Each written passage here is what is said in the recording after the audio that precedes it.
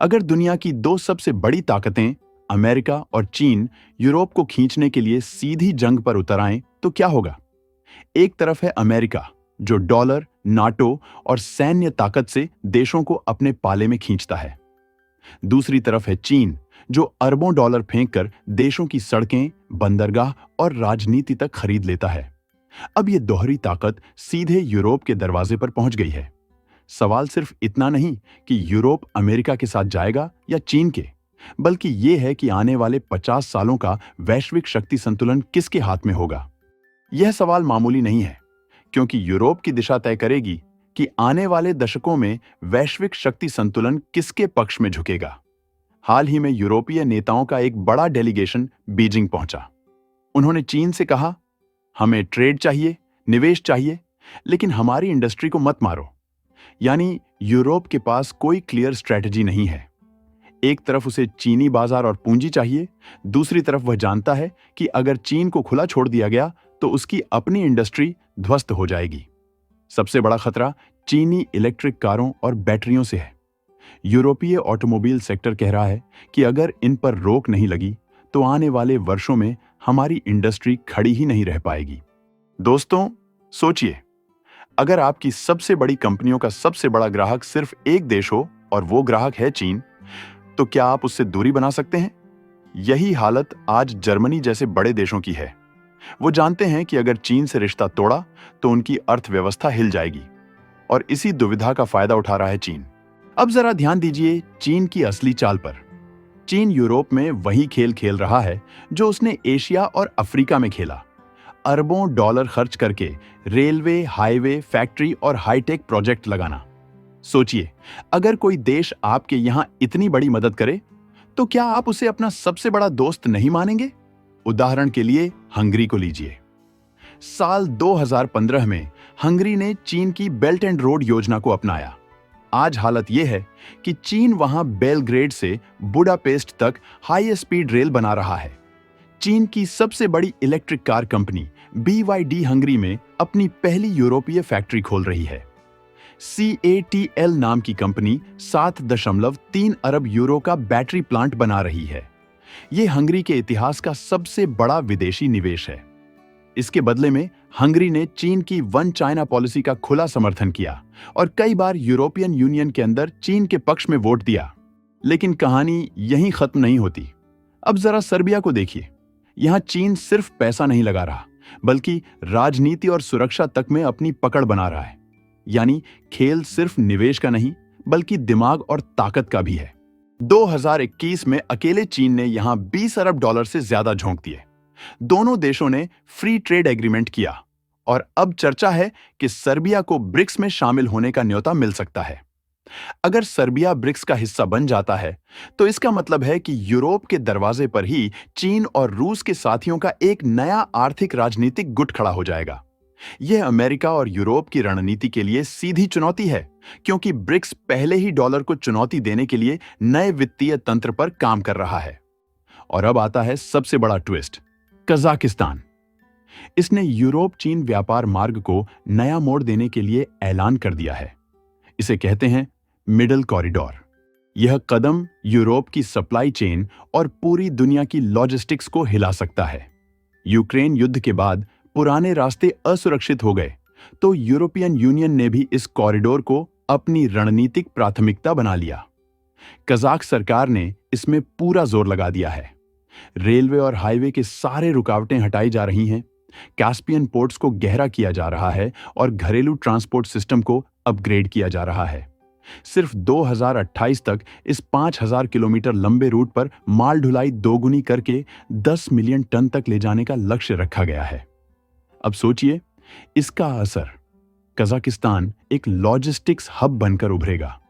चीन यूरोप व्यापार का पुराना मॉडल पूरी तरह बदल जाएगा, और यह सिर्फ ट्रांसपोर्ट सुधार नहीं होगा, बल्कि भू राजनीति का गेम चेंजर साबित होगा।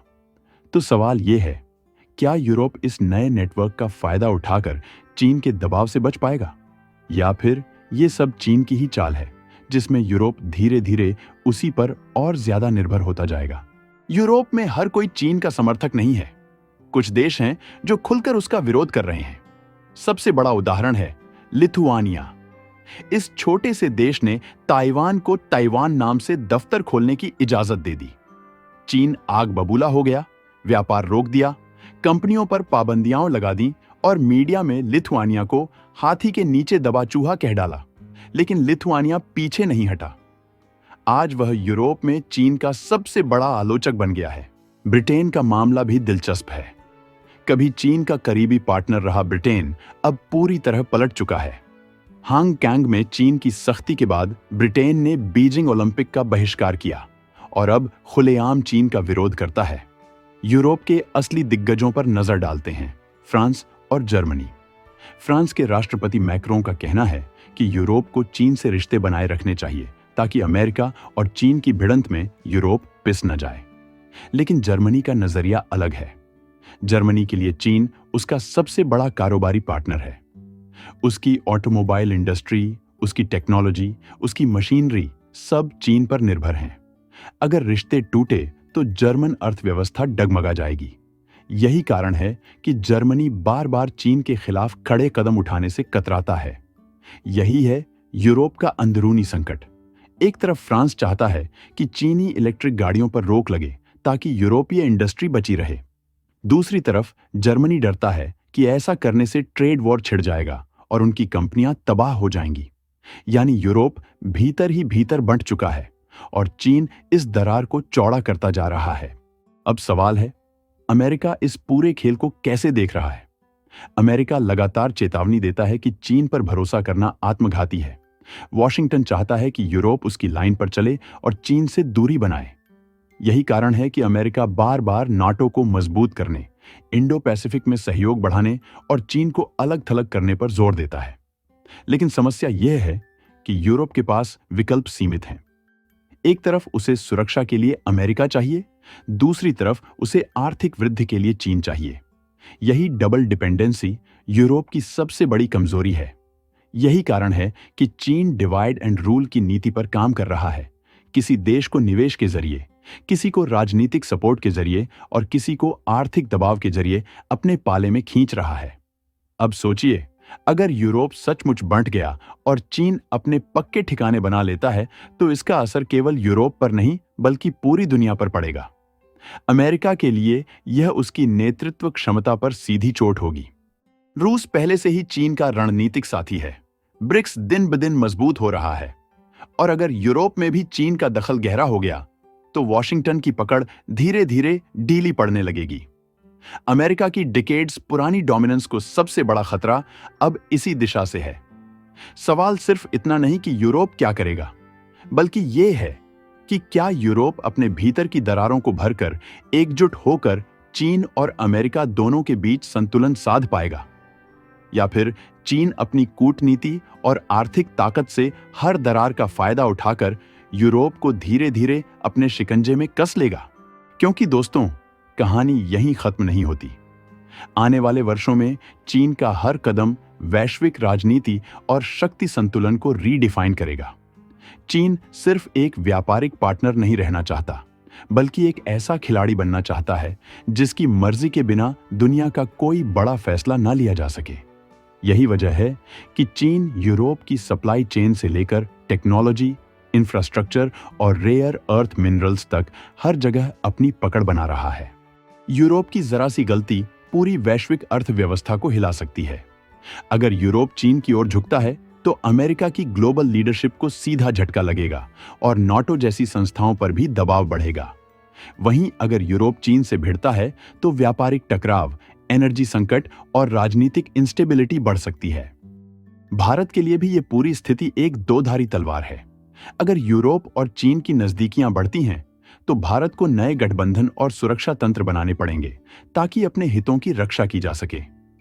लेकिन अगर यूरोप चीन को चुनौती देता है तो भारत के लिए नए अवसर भी पैदा होंगे, चाहे वो डिफेंस कोऑपरेशन हो, ट्रेड डाइवर्सिफिकेशन हो या टेक्नोलॉजी पार्टनरशिप्स। इसीलिए इस पूरे खेल को समझना बेहद जरूरी है। ये सिर्फ यूरोप बनाम चीन नहीं है, बल्कि पूरी दुनिया का पावर बैलेंस दांव पर है और आने वाले समय में जो भी देश इस खेल को सही तरीके से पढ़ लेगा वही असली विनर बनेगा। अगर आपको यह जानकारी महत्वपूर्ण लगी हो तो लाइक और सब्सक्राइब जरूर करें ताकि आप हमारे आने वाले सभी अपडेट्स से जुड़े रहें।